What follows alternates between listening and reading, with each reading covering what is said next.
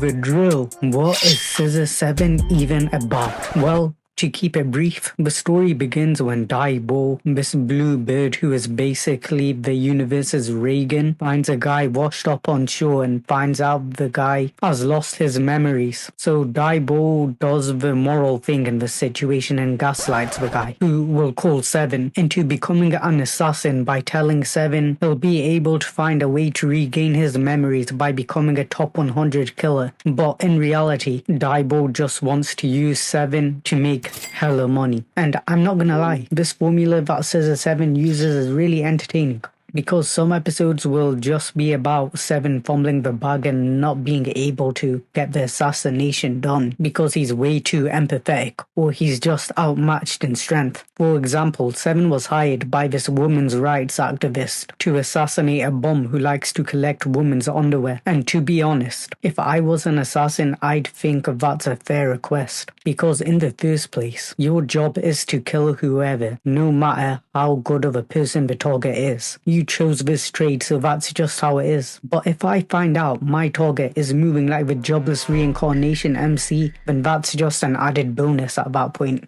But Seven, on the other hand, he decided to protect Rudius from the women's rights activist because he felt sorry for bro, and the women's rights activist straight up crashed out on Seven. It's actually crazy how Seven had an extreme difficulty fight with a granny. Like, why is she using key blasts? What's going on here? And why was the animation cooking so hard? Blue Lock needs to take notes. But in all seriousness, when I watched this episode, I was thinking Seven has no shot getting into the top 100 killers list at this point. Bear in mind, he's like ranked 12,000 or something currently. Anyways, where was I? Oh yeah, so some episodes will just seem random and funny like the episode I mentioned above, but it all ties in nicely when the atmosphere goes from 1 to 100 and shit gets serious. And by serious, I mean fighting a planetary level cyborg who is threatening to destroy your island serious. But before I give you the play-by-play for this 10 out of 10 fight, let me cook up a bit more context. And it all begins when a rich housewife puts a hit on her husband and orders Seven to chop off his balls for having an affair. But before Seven can do that, he has to get through the indestructible virgin bodyguard and his super move, the solid as gold 7-day headlock, where bro literally has you in a headlock for 7 days. And I'm not gonna lie, that montage was killing me. But the vibe went from 1 to 100 real fast when the bodyguard got hit by a nuke from this literal Dark Souls boss. It's at this point that Daibo realizes how cooked everyone is, so him and Seven flee the island. In the meantime, characters from previous episodes step in to protect the island.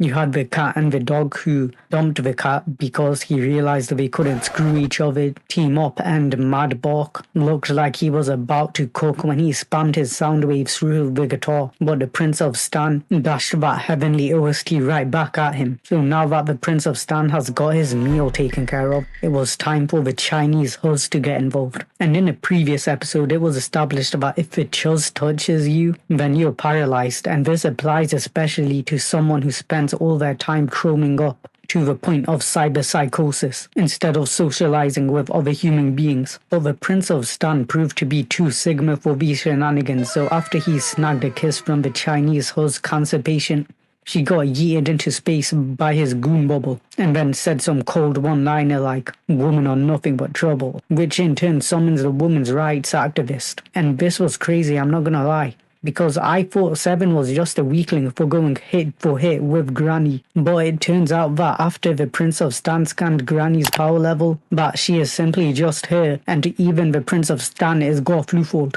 And she was really putting in the work. Look at her deflecting that nuke, god damn. But at the end of the day, she's just a normal human, and the Prince of Stan is a cyber psycho, so she could only deflect so many nukes. But before we get to Granny getting cooked, we need to change POVs. Currently, Seven and the gang are on a boat sailing towards Epstein Island, where the bodyguard is begging Seven to go back and protect the island. He even offered bro free bags, and knowing how empathetic Seven is, bro was gonna fold regardless. But Daibo, on the other hand, knew how cooked the island was more than most because of how this world is set up. You see, in this world, you have three big players. You have the red-nosed Shaolin warriors, the cyber psychos from Night City, and the NPCs. And if you're an NPC, then you might as well off yourself in this situation. But when Seven said, "How will I ever know if I don't try?" that gave Bossman Chicken Vietnam flashbacks to his backstory. So Bossman passed over Seven's sword that he's been gatekeeping since he found him on the show, because Seven's scissors already got cooked previously. And with that, the Bossman's son Zhao Fei grabbed Seven's balls and they flew to the island to run back the Fade. So just in the nick of time, Seven's elderly Riz kicks into gear and he saves the women's rights activist. And the legendary fate continues. We even had the Red-Note Huz who was always stalking Seven join in as well, as Zhao Fei who can bulk up into his Liver King mode, and Daibo who was slowly but surely climbing those stairs to join in on the Jujutsu Kaisen jumping. But the Prince of Stan was still holding his own. Who was Bro's Ripperdoc, because I gotta know at this point. Okay.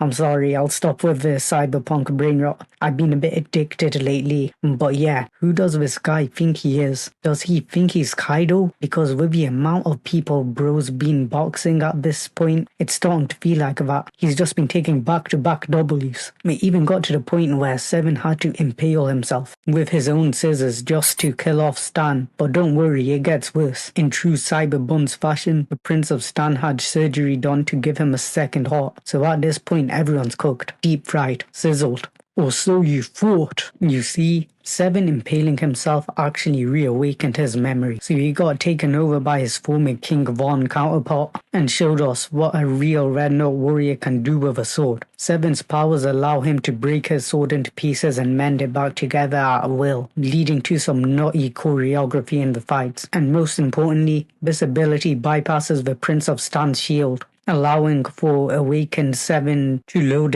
this pay-to-win merchant and send him blasting off the island like he's a member of Team Rocket. And yeah, that's the end of the fight. The island lives to see another day and King Von left Seven's soul after he collapsed. I hope you enjoyed the video and decide to give Scissor 7 a shot, because I didn't do this fight justice, to be honest, but still make sure to like, subscribe and comment your favorite Squid Game character. And as always, see you all in the next video.